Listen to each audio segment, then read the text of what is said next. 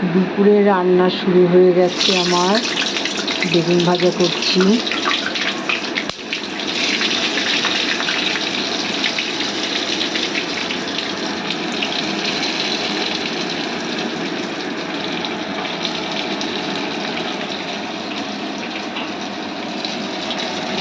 আর ভাতের মধ্যে পেঁপে আর শিম, না পেঁপে আর উচ্ছে।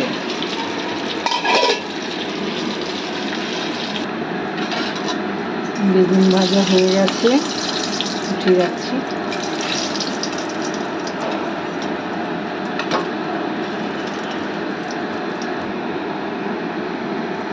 রাঁধুনি সোমবার দিলাম। এবার ওর ভিতরে একটুখানি বেগুন দেব।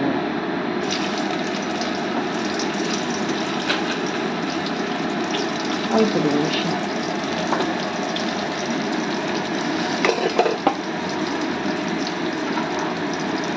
আর একটু শিম দেবো। ভাজা ভাজা করে তারপরে শাকটা এর মধ্যে দিয়ে দেবো। এগুলো ভাজা হয়ে গেল। এবার একটু লঙ্কা দিলাম। এবার শাকগুলো দিয়ে দেবো এর মধ্যে। মটর শাক, মটর কলাই শাক বলে ওই শাকটা, ধুয়ে ভালো করে কেটে দিলাম। শিম বেগুন ভেজে একটু দিলাম, আর এর মধ্যে একটু মটরও দিয়ে দেবো।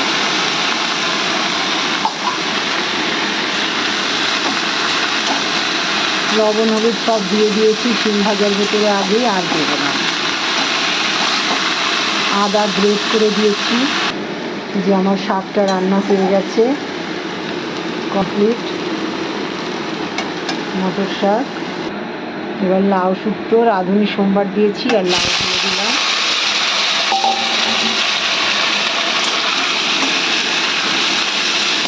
লবণ হলুদ দিয়ে দেবো, লঙ্কাও দেবো। লবণ হলুদ দিয়ে দিলাম।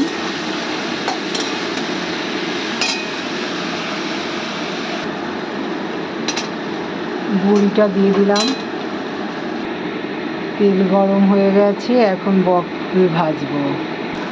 বকফুল ভাজছি, বকফুল ভাজা হয়ে গেলেই হয়ে যাবে রান্না। আর ভাতটা যে হচ্ছে, পেঁপে আর উচ্ছে সেদ্ধ দিয়েছি। এই যে মটরশুঁটি শাক, লাউ শুক্তো, কলাইয়ের ডাল, লাউ দিয়ে, আর বেগুন ভাজা আর বড়ি ভাজা। এই হয়েছে আমার রান্না আজকে।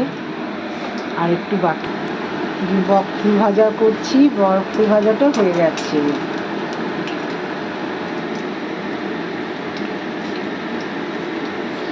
ভালো করে লাল না হলে আবার ভালো লাগে না, ওই জন্য লাল করে ভাজছি, কড়া করে।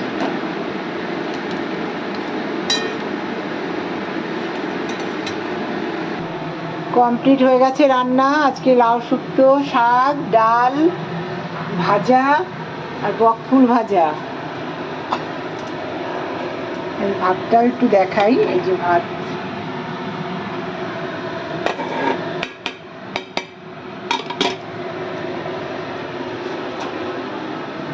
এই হচ্ছে আমার রান্না। এখনো উনানে হচ্ছে। তোমরা দেখে দিদিটাকে লাইক কমেন্ট করো, আর ভালো থেকো। তোমাদের দিনটা ভালো যাক, আর আমার সঙ্গে থেকো, আমিও তোমাদের সঙ্গে থাকবো। বাই, রাখছি।